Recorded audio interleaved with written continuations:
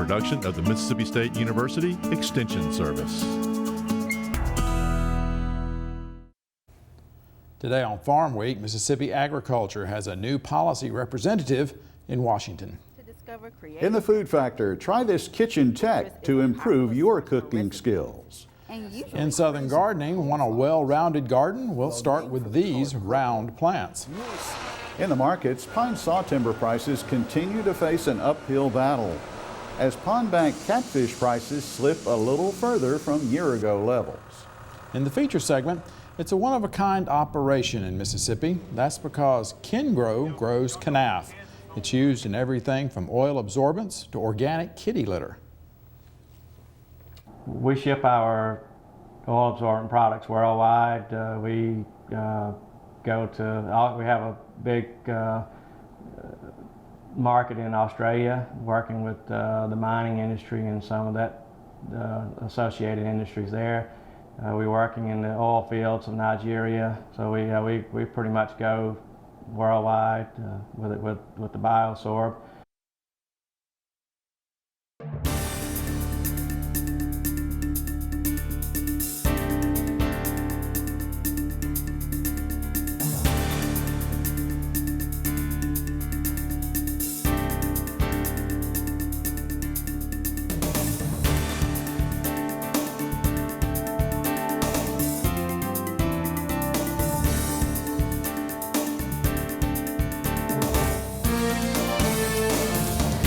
Good day, everyone. I'm Leighton Spann. And I'm Artis Ford. Welcome to Farm Week. Mississippi's newest congressman will also be helping to make agricultural policy in Washington.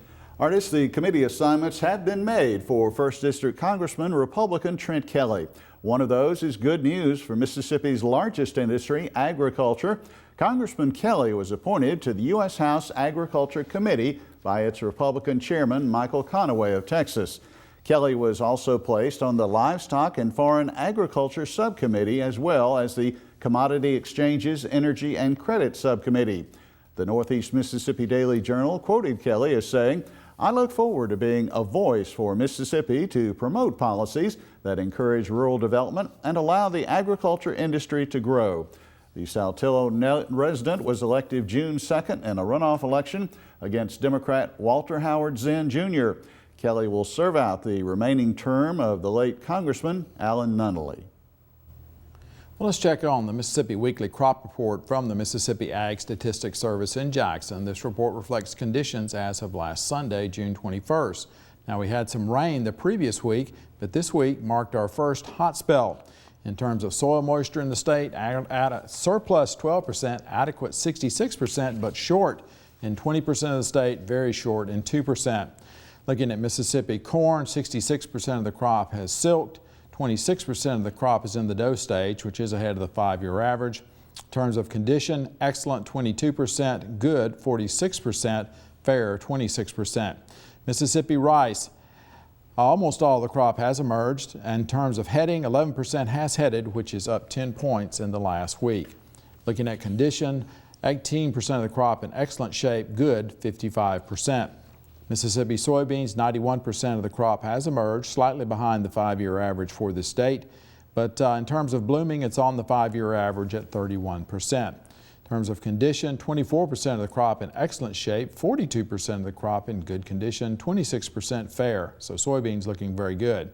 Mississippi cotton, we see that planting is complete, emergence almost complete. 34% of the crop is squaring, which is behind the 5-year average for the state.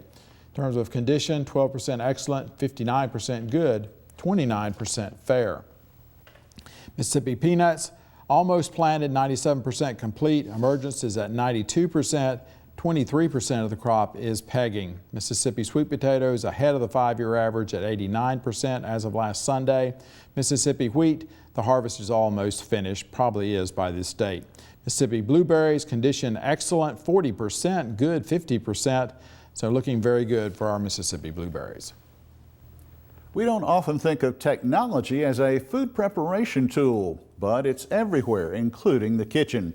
In this week's episode of The Food Factor, Natasha Haynes of Mississippi State University's Extension says it can help us find recipes and even shop.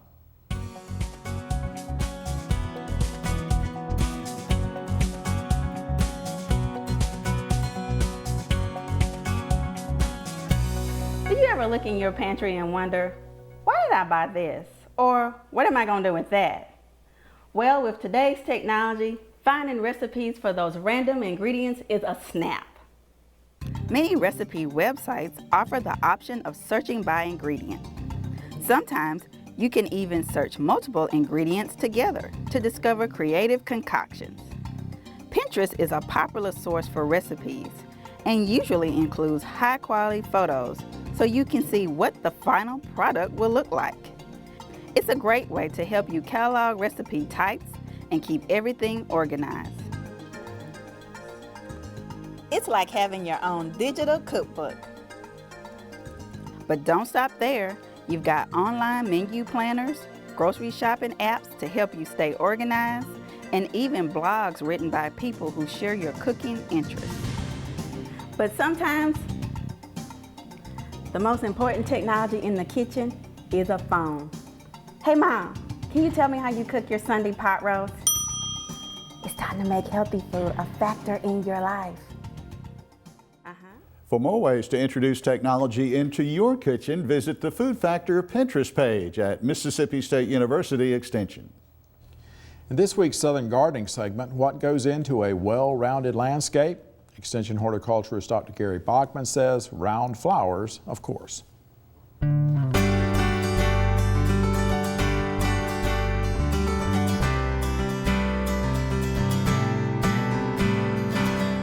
I just love plants with round flowers. They're bright and cheery and really liven up any garden.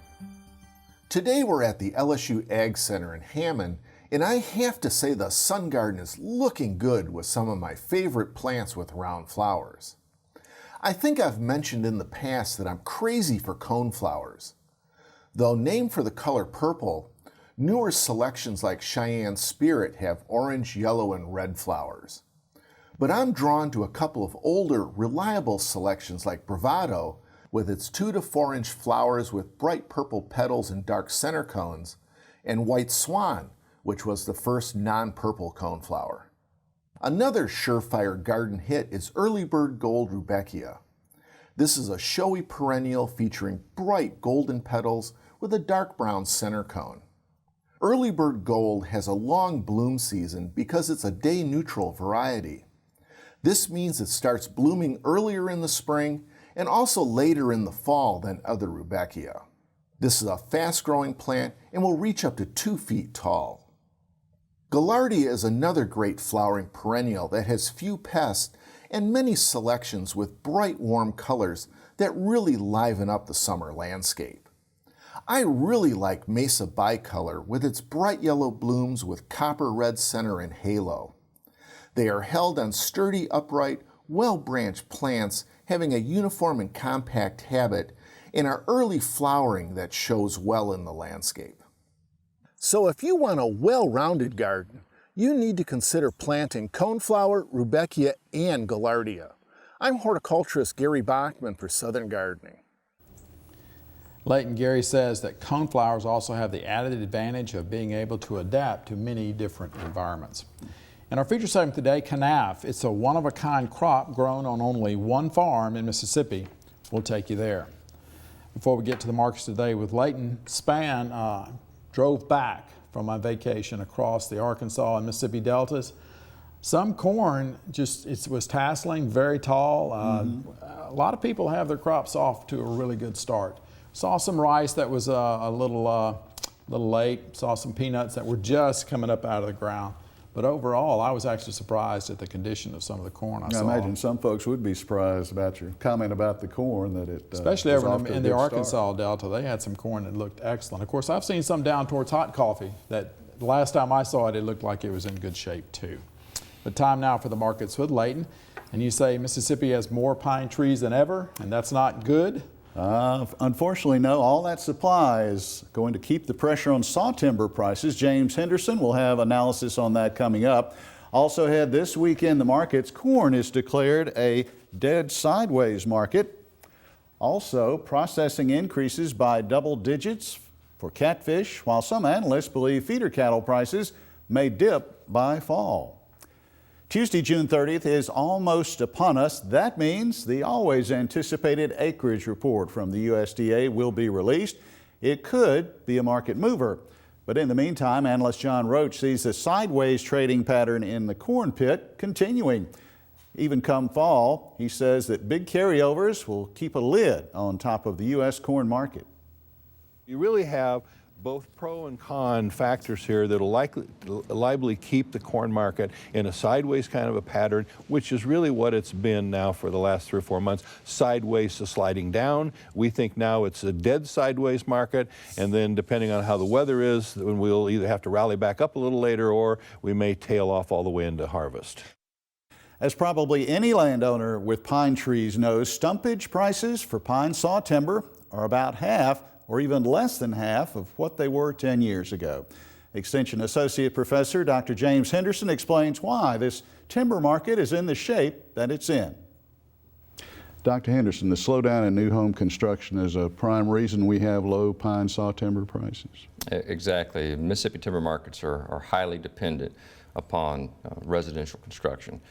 And we've seen an incredible slowdown since the beginning of the Great Recession. Around 2007, nationally, we were building more than 2 million houses a year. Within a span of about a year, that dropped to 500,000 units, 500 to 600,000 units for about a 3-year period. And only in the past 2 or 3 years have we started to see the recovery. Now we're back up to just above 1 million starts annually, and permits, which is a leading indicator of housing starts, issuance of permits are now this past month at an annual rate of about 1.28 million, which is good because we need to get up to around 1.5 million. That's where we start to see strong demand and some price movement for saw timber. All right, at the same time, on the other end, on the supply end, we continue to do a great job in Mississippi of growing trees, so that's not helping in one way. You're right. Price is influenced by two issues, demand and supply. Demand has been bad, but is starting to improve. Supply, we're doing a real good job of growing trees, as you said. One indicator of volume is the recent MIFI reinventory for Southwest and Southeast Mississippi that was completed in 2012 and 2013. And in Southeast Mississippi, the estimate is 10 additional years of annual saw timber harvest at peak harvest levels that we could accommodate just to get us back to 2005 inventory levels. And in Southwest Mississippi, we could accommodate almost 25 years of pine saw timber harvest at peak harvest levels just to get back to the 04 inventory levels. Yeah. All right, the last question for about 30 seconds here. The mountain pine beetle out west, that situation, an epidemic, could actually work in the favor of Mississippi and the rest of this region, right? Right. It's been likened to spotted owl and what that did for southern timber markets. But this is a more slow-moving event. But what's going on out west is mountain pine beetle is going to eliminate the standing inventory by about 1/3 over the next 10 years. So that's going to increase delivered wood costs for mills operating out west. So a lot of those forest products companies are looking to reinvest somewhere where the cost would be less to them, and the U.S. South is ideal for that, and a number of Canadian and Western firms have already opened some sawmills in the South and even in Mississippi, and we can certainly accommodate more. Time to break for a trivia quiz on Farm Week, and our question has to do with what Dr. James Henderson was just talking about, sawmills. Here is the quiz question. How many sawmills are there in Mississippi? Is the answer A, 130, B, 121, C, 95, or D, 74? You'll find out here in only a few more minutes. We're going to pause for a short break on Farm Week. Coming up, we'll look at the calendar and the rest of the markets. Leighton Sprand reports catfish prices are down while feeder cattle prices are hot. In the feature segment today, travel to Charleston, Mississippi, where there's an operation that's a one of its kind in the state. Its products soak up oil and pet poo. They say this is the information age, where people can instantly find any answers they're looking for. Yet so many of us still can't figure out how to feel better. Well, here's a suggestion. Eat better. And what better place than a Mississippi farmers market to help you do just that? Locally grown fruits and vegetables are healthy, picked at the peak of quality and freshness to help you feel better. Before we get back to the markets, let's look at the Farm Week calendar. A hay and forage field day will be held Tuesday, June 30th. The location is the Memphis Coastal Plain Branch Experiment Station on Coastal Plain Road east of Newton. The tour begins at 5 p.m. and ends with a meal at 6:30. Admission is free, but you must call ahead as soon as possible to reserve a plate. We'll have the number on the Farm Week calendar. Topics will include pasture weed control, sprayer calibration, current forage research, hay production, and management. Mississippi State University row crop specialists will hold a row crop field day on Tuesday, July 7th at the Douglas and Chris Hood Farm in Dundee. It runs from 9 a.m. to noon with lunch provided. The new Enlist herbicide technologies will be covered, as well as crop tolerance to other herbicide programs.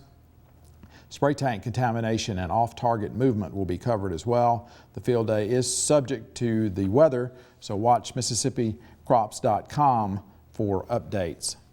Go to our Farm Week website at farmweek.msucares.com for information on these and other events. Now check out this week's Farm Week Snapshot.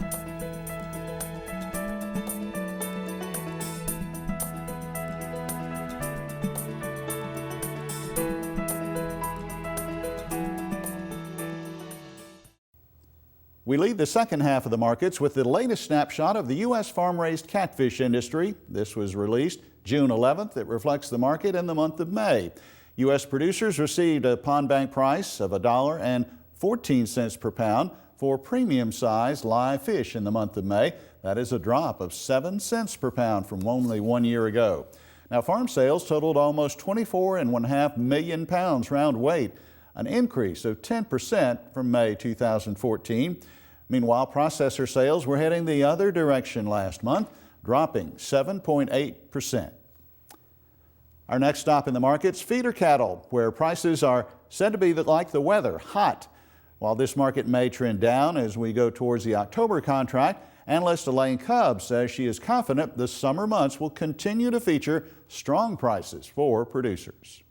I believe it's because of the great prospects for pasture conditions right now. We're seeing better pasture condition ratings in the last crop progress report than we have seen for years, honestly, on a nationwide level. So I think that makes people very excited about buying feeder cattle in the short term, but slumping off as we go farther into the fall. I don't think that the herd is going to expand so quickly that these prices are going to fall apart in the very short term, or even in the next year or 18 months, let's say. I believe that these opportunities will probably stay in place just because of the nature of the industry. We can't expand that quickly. Back to the trivia quiz now as we wrap things up for this week in the markets, and the right answer is C.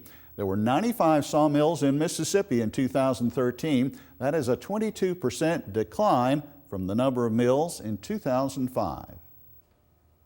In the feature story today, what do oil absorbents, reptile bedding, and organic cat litter all have in common? Well, they're all being made in Mississippi from a crop grown on a family farm in the Delta. For about 20 years now, Brent Brazier and his wife, Gabriella, have grown this unique crop that is used to make all those products. They also own and operate the processing facility near the farm that adds all that value to a row crop that's related to cotton, okra, and hibiscus. Are you ready to find out what it is? Well, our feature story begins at harvest time for this crop, which harvest occurs when it's still officially winter, according to the calendar. What's wrong with this picture? A forage harvester normally used to cut grass or corn for silage is operating instead in a field of 8 to 12 foot tall stalks. Rolling along beside it is a boll buggy, a piece of equipment normally used in the harvest of cotton. And to top it all off, this operation is taking place in early March. According to the calendar, it's not even officially spring yet. What's going on here is the harvest of kanaf, a fiber crop related to cotton, okra, and hibiscus. These custom choppers, they come out of Kansas, and normally they chop feed, of course, for the silage or for dairies and feed yards and things to that effect. But they come in every year because this is their off season. It's kind of a pretty good off-time job for them to come and chop canaf while they're not in the silage fields. The bowl buggies bring the canaf material over to the module builder, which then compresses it and creates a 6-ton module, which is then carried to the processing plant. 2 acres of canaf will produce about 1.5 modules of material. Canaf not only is harvested like cotton, it's also grown much like cotton. The Brazier Farm is the only one in Mississippi growing canaf and one of the few in the United States. The Braziers also grow other crops, such as soybeans, corn, and wheat. About 8 years ago, we decided we would plant every other year because we have to bring the harvesters in from Kansas. It just works better for us from a rotational standpoint and also from a harvesting standpoint to grow it every other year. We've been growing around 350 to 550 acres each time we grow it. Canaf blooms and matures in November each year, but it's left in the field over winter to help break down the lignin content in the plants. This makes late February or early March a good time for harvesting. Well, we let it sit out in the field where it'll just rot and the stalk will dry down, and we don't put any desiccants, anything on it to kill it. So we just kind of let it do its natural thing, and the longer it sits out here, the more it breaks down and the fiber busts open. The canaf plant has 2 components. Mast is the stringy, fibrous outer part of the plant. The core is the thicker interior part of the plant and the part that is the most commercially useful. It's the most rapid growing plant I've ever been associated with, and they're doing a good job. They've gotten it down to a science. They've been at it so many years. Module trucks bring the harvested canaf to the Kinggrow Corporation headquarters in Charleston, Mississippi. There is a separation facility and a bagging facility on site here. Much like a cotton gin, the production is seasonal, usually starting in April each year and winding up in August or September. It is in these buildings that employees size, grind, and package the canaf into a number of different products. The cash cow for Kinggrow continues to be its oil absorbent products. It's about 80% of the company's business. One of the brand names is Biosor. That's what's in these unlabeled bags headed to Nigeria.